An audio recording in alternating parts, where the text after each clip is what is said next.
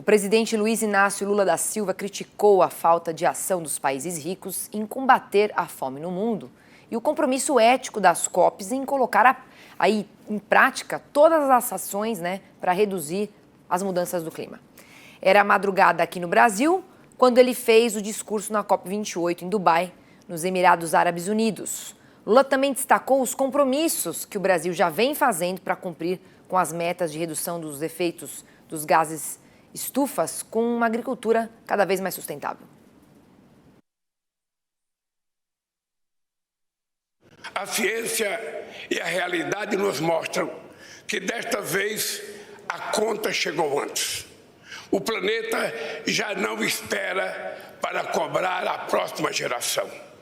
O planeta está farto de acordos climáticos não cumpridos, de metas de redução de emissão de carbono negligenciadas, do auxílio financeiro aos países pobres que não chega, de discursos eloquentes e vazios.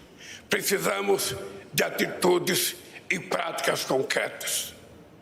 Quantos líderes mundiais estão de fato comprometidos em salvar o planeta?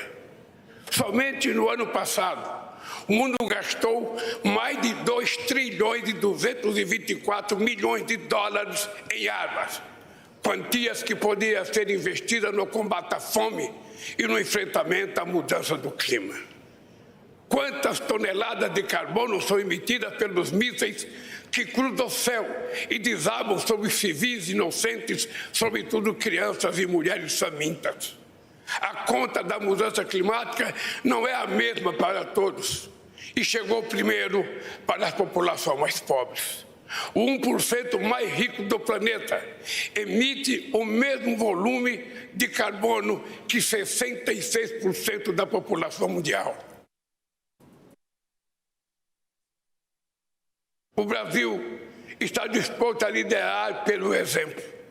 Ajustamos nossas metas climáticas, que são hoje mais ambiciosas do que as de muitos países desenvolvidos. Reduzimos drasticamente o desmatamento na Amazônia e vamos zerá-lo até 2030. Formulamos um plano de transformação ecológica para promover a industrialização verde, a agricultura de baixo carbono e a bioeconomia. Forjamos uma visão comum com os países amazônicos e criamos pontes com outros países detentores de florestas tropicais. O mundo já está convencido do potencial das energias renováveis. É hora de enfrentar o debate sobre o ritmo lento da descarbonização do planeta e trabalhar por uma economia menos dependente de combustíveis fósseis. Temos de fazê-lo de forma urgente e justa. Vamos trabalhar de forma construtiva com todos os países para pavimentar o caminho entre essa COP28 e a COP30 que sediaremos no coração da Amazônia.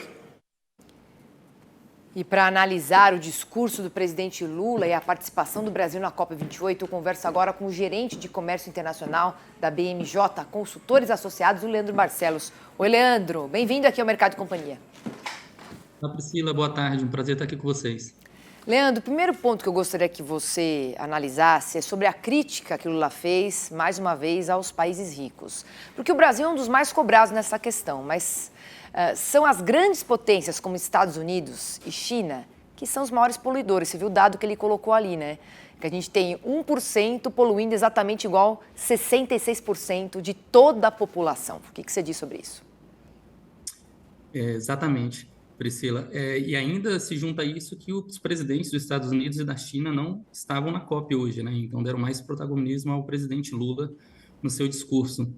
Vale lembrar aí que o Brasil é um dos países que tem maior capacidade de responder a questões climáticas pela sua grande matriz energética, e de energias renováveis, essas políticas de preservação da floresta e reflorestamento.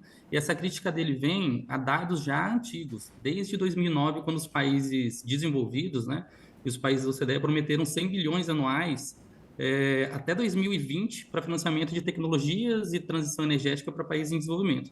Essas metas que já estão anunciadas há mais de 12 anos, né, elas nunca foram cumpridas. Elas foram cumpridas em quantidades significativas pela União Europeia, a OCDE, os países membros da OCDE não cumpriram totalmente essa meta, né?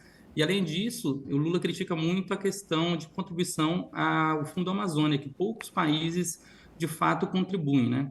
E alia-se aí essa crítica do presidente Lula à declaração que ele fez de corte no desmatamento desde que começou sua gestão.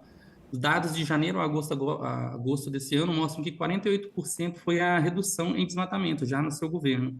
Então, juntando todos esses fatores, ele tem essa crítica mais forte aos Estados Unidos, à China e aos países de desenvolvimento também. Agora, o Lula também teve uma série de reuniões, né, hoje com líderes europeus, como o presidente da França, Emmanuel Macron, e a presidente da União Europeia, Ursula von der Leyen. E é esperado algum avanço, na sua opinião, em relação ao acordo de livre comércio entre Mercosul e União Europeia? O acordo de livre comércio Mercosul-União Europeia ele já vem sendo discutido há mais de 20 anos. E a gente está numa janela de oportunidade única nos últimos anos. Do lado do Mercosul, a gente tem o Brasil, hoje como presidente pro tempore do bloco, e do lado europeu a gente tem a Espanha. Ambos países estão trabalhando e fomentando a conclusão desse acordo desde o começo do semestre. Então, eu digo aí que tem uma janela de oportunidade que está se fechando agora, dia 7 de dezembro, quando vai ter a cúpula novamente do Mercosul, onde deve ser anunciada a conclusão ou não.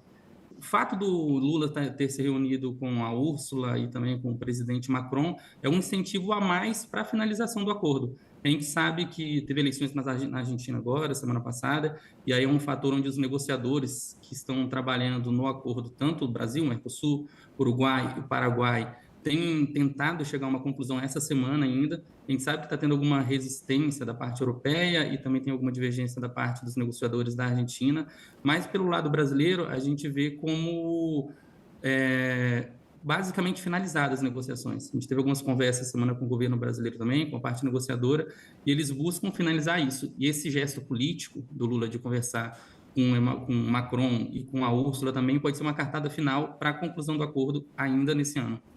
E, Leandro, o Brasil assumiu hoje, né, a presidência rotativa do G20, é o grupo que reúne as 20 maiores economias do mundo, né?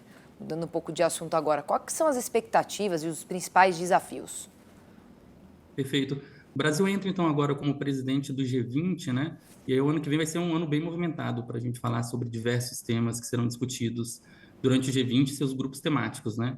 E aí, desses grupos temáticos, eles vão estar dentro de 3 pilares, basicamente. O primeiro de inclusão, o segundo de sustentabilidade e o terceiro de governança global. E aí, os principais assuntos que devem ser discutidos durante esse período, durante a presidência do Brasil do G20, são relacionados à segurança alimentar e erradicação da fome, redução das desigualdades no mundo, combates climáticos, né, proteção ambiental e biodiversidade, que é um pouco do que já está sendo discutido na COP, um pouco do discurso do presidente Lula hoje, questões relacionadas à transição energética, liberação do comércio agrícola também, e novas legislações internacionais que possam estar afetando o agronegócio brasileiro, reforma da governança financeira internacional, então melhorar e fortalecer o multilateralismo e corrigir desigualdades tributárias internacionais. E o Brasil também deve aproveitar para se colocar como presidente do G20 como uma referência para os países em desenvolvimento. Então, o presidente Lula já comentou que vai convidar alguns países do Mercosul, os países do Mercosul, todos eles, né? Países da África e alguns países do Oriente Médio também, como os Emirados Árabes Unidos. Tá certo, Leandro. Quero agradecer muito aqui sua participação no Mercado e Companhia. Boa sexta-feira, bom fim de semana. Obrigado, sempre um prazer estar aqui.